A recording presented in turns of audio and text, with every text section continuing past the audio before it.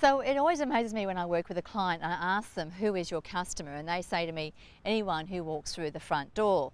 That's kind of like frightening to me, because in fact, you should know who your customer is, because then you can target your marketing or your communication messages specifically to those people.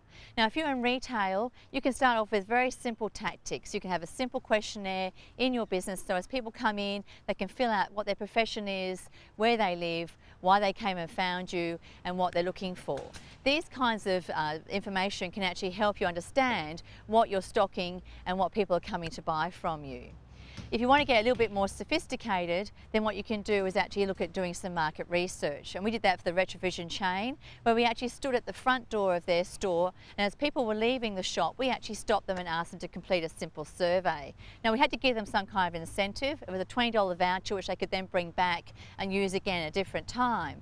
But that gave us a really good opportunity to ask them about, how would you rate the service? How would you rate the staff knowledge? How would you rate the presentation of the showroom? How would you rate the pricing? Have you been elsewhere today to have a look? If you're not going to buy here, where are you going to buy and why? That's such valuable information for you to actually understand, because then you can start to be a little bit more competitive and start to up the ante of where you're doing really well to actually get ahead of your competition.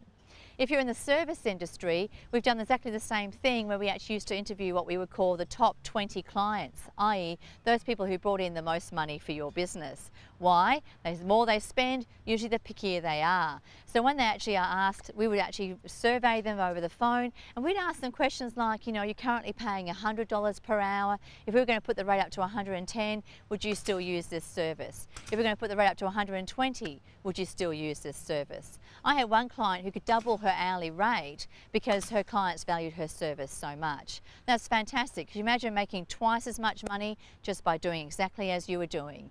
That's smart. So there's a variety of mechanisms that you can use to understand your customers, why they're shopping with you, where else they're shopping, and then basically what they're looking for. And that gives you a chance to be a preferred supplier.